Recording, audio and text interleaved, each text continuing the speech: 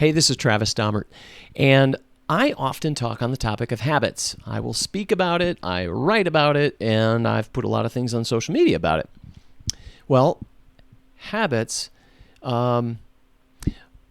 really, they're how we experience life. So if you look at the Aristotle quote that I share often, I've shared it recently, we are what we repeatedly do. Excellence then is not an act, but a habit. And again, if you want to argue about whether it's Aristotle or an American philosopher named Will Durant, just look at the quote. Look at the wisdom. We are what we repeatedly do. Excellence then is not an act, but a habit. And so what it says in my mind is you could replace excellence with X. You could just put anything in that blank.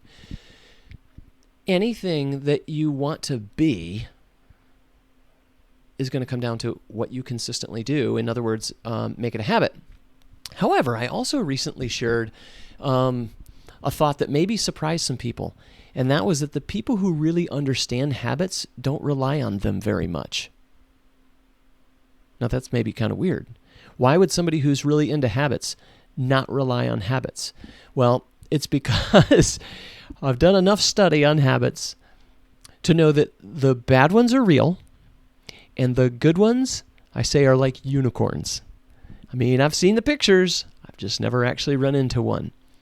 Now, maybe I actually have seen a good habit or two, but for the most part, we're not good at doing the things that we should do. So good habits, as it turns out, are extremely difficult to get, to build, and they're very easy to lose. If you look at Charles Duhigg's work in The Power of Habit, for example, you'll experience this same sort of paradox in a way. The name of the book's The Power of Habit. The whole book is about how do you create habits. The hope and the thrill of the first few stories, like, oh my gosh, you can change your life if you'll change your habits, right? That's great. And then what does he teach in the science? Routine, intention, planning. What I need to do is identify a cue. And when that cue happens, that will be my reminder, the trigger, that I need to go into a routine. What is a routine? A routine is a practiced set of behaviors that are defined in advance. They're not left to whim. I will decide how I will handle this certain situation. When I wake up and I look down and I see my running shoes at the side of the bed or my workout clothes that I already put on, as soon as I look in the mirror, I'm like, okay, yeah, it's time to work out. And then the routine kicks in and you define steps 1, 2, 3, or whatever it is that behavior is going to be. And then he would go further and say, then you introduce a reward.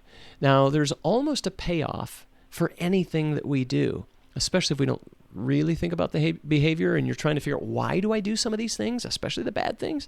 There's some sort of payoff. So he would say, well, get intentional, create a positive reward for completing your routine.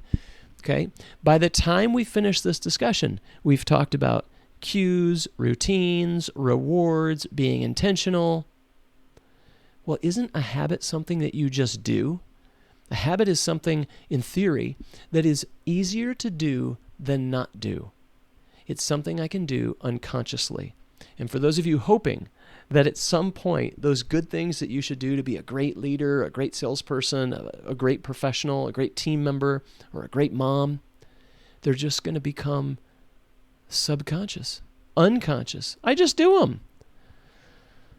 Unfortunately, you're going to keep waiting. There are a few things that will get that easy. They'll become easier to do than not do. Unfortunately, most things won't. So anyway, that's why I say people who really understand habits, don't rely on them very much. Build great routines. All right, we'll talk more about how to do that in future videos. Thanks a lot.